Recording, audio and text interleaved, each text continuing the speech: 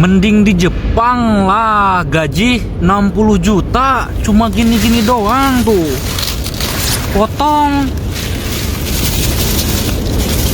buang yang kecil, udah 60 juta guys. Dibagi 40 juta, aduh.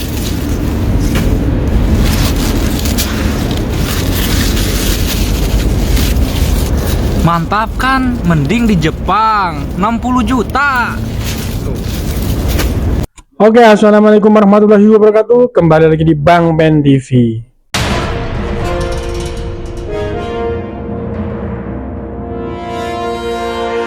Oke, pemirsa, kali ini kita akan membahas sebuah video yang sedang viral.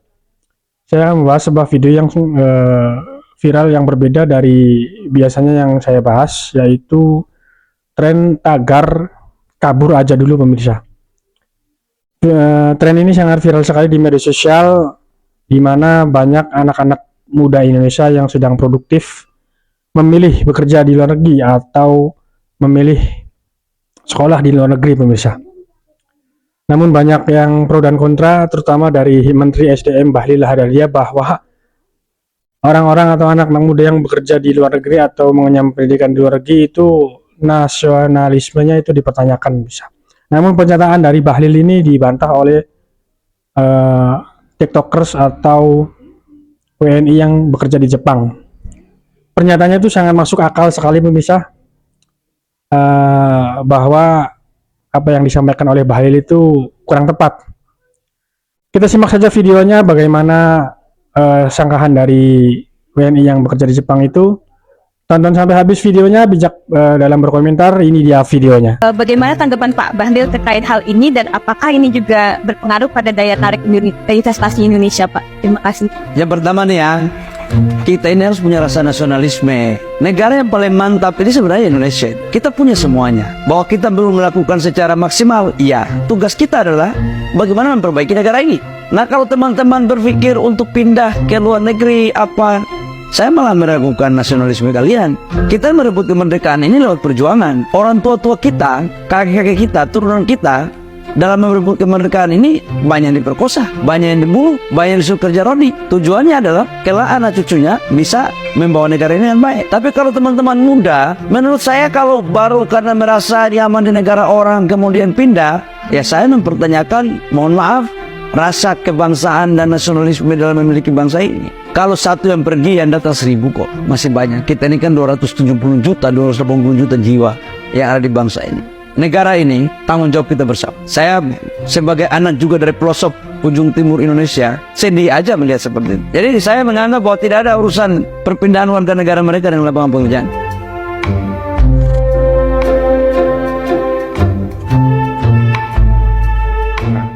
Tren kabur aja dulu, kami yang pindah ke luar negeri malah diragukan nasionalismenya. Dan setelah masuk, dibalik keputusan kami untuk bekerja di luar negeri, Pak, itu ada keluarga yang harus dinaikkan derajatnya, ada istri yang sedang hamil yang harus dinafkahi setiap harinya, ada juga anak yang harus dipastikan biaya pendidikannya dan juga kesehatannya terjamin. Semua itu kita lakukan supaya keluarga kita di Indonesia itu sejahtera. Karena apa ya? Karena Bapak tidak bisa menjamin kesejahteraan keluarga kami di Indonesia. Bisa-bisanya diragukan nasionalismenya. Hei Pak, coba Bapak pergi ke tempat teman Bapak yang kerja di APBN. Silahkan buat dispil penyumbang devisa negara terbesar kedua itu dari siapa, Pak? Nomor 1 dari Migas, saya tahu, Pak. Nomor 2 itu dari siapa? Dari saya bukan. Dari teman-teman kami yang kerja di luar negeri bukan. Tapi dari siapa, Pak? Coba dilihat, Pak. Dan kami itu sudah menyumbang devisa negara berapa ratus triliun untuk negara setiap tahunnya. Kayak gitu masih dibilang nggak nasionalisme. Kalau maksud Bapak itu nasionalisme harus berada di Indonesia, bekerja di Indonesia. Oke, saya terima tantangan Bapak. Ini kalau misalnya videonya sudah saya upload, saya baru aja sodang ke atasan, baru aja konsultasi ke atasan Jepang.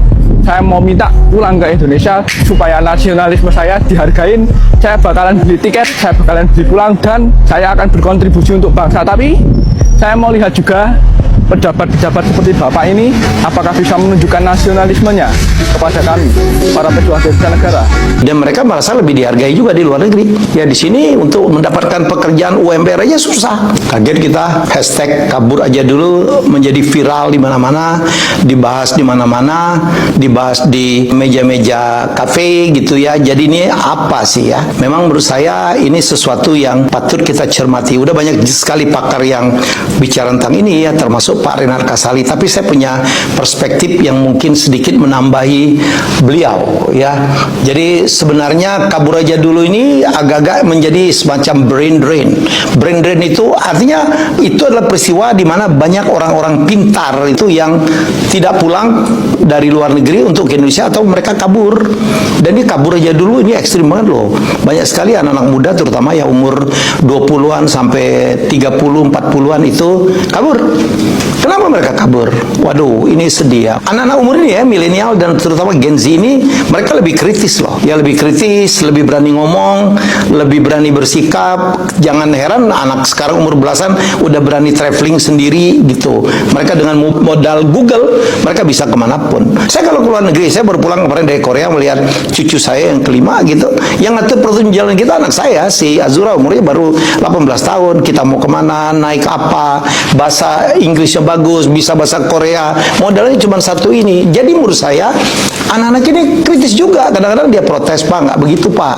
Beda dengan waktu saya kecil, jadi waktu dialog dengan bapak saya penuh dengan dogmatis, penuh dengan sesuatu yang tidak berani kita lawan.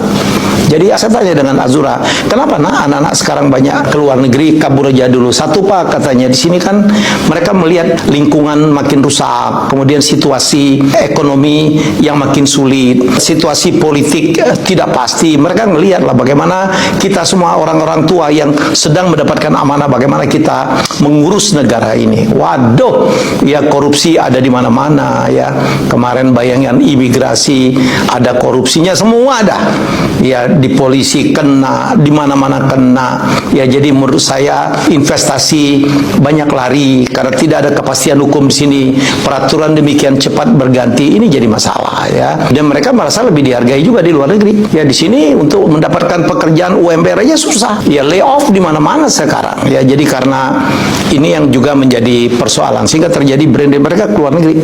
Gajinya lebih besar walaupun di luar negeri kerjanya berat banget tapi worth it lah. Saya ketemu dengan buruh migran Indonesia ya.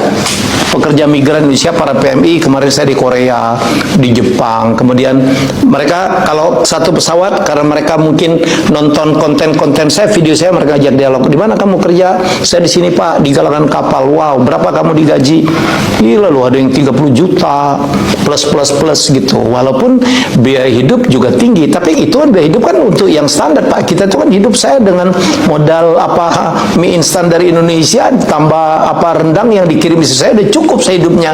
Jadi mereka menghematnya cukup banyak. Jadi bagaimanapun ini kita rindu ya dengan mereka tetap di sini. Tapi gimana lapangan pekerjaan makin sulit. Situasi ekonomi kita ini kita lagi berjuang. Semoga kita bisa di atas 5%. Semoga ya sekarang kan kita dalam situasi yang juga sedang terjadi transformasi yang gila-gilaan menurut saya. Jadi itulah fenomena brain drain ya. Mari kita menjadi sebuah tanggung jawab ya supaya talenta terbaik kita itu tidak lari kemana-mana lagi. Tapi nggak apa-apa juga sih saya pikir ya. Saya sebagai orang tua, saya happy-happy aja. Mereka mencari uang, mencari nafkah, mencari pengalaman, mencari ilmu ya ke luar negeri ya supaya nanti mungkin suatu saat mereka pulang. Mereka adalah orang-orang yang sangat cinta tanah airnya.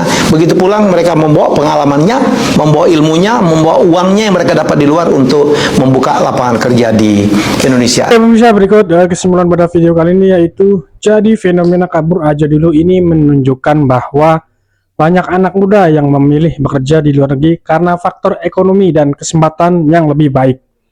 Sementara itu pernyataan Menteri SDM Bahlil Lahadalia soal nasionalisme memicu reaksi keras terutama dari para WNI di Jepang yang merasa bahwa mencari nafkah di luar negeri bukan berarti tidak cinta tanah air. Justru banyak dari mereka yang tetap mendukung keluarga di Indonesia dan berkontribusi terhadap perekonomian nasional lewat repatriasi atau visa atau pajaknya pemirsa. Pada akhirnya ini bukan soal nasionalisme semata, tapi lebih ke realitas kehidupan. Jika lapangan kerja dan upah di Indonesia bisa lebih kompetitif, mungkin tren kabur aja dulu ini tidak akan sebesar sekarang. Nah, menurut kalian, apakah kerja di luar negeri itu kurang nasionalis, atau justru itu adalah bentuk perjuangan hidup yang sah? Tulis pendapat kalian di kolom komentar ya. Jangan lupa like, share, and subscribe di Bang Pen TV untuk update berita viral lainnya. Terima kasih dan sampai jumpa.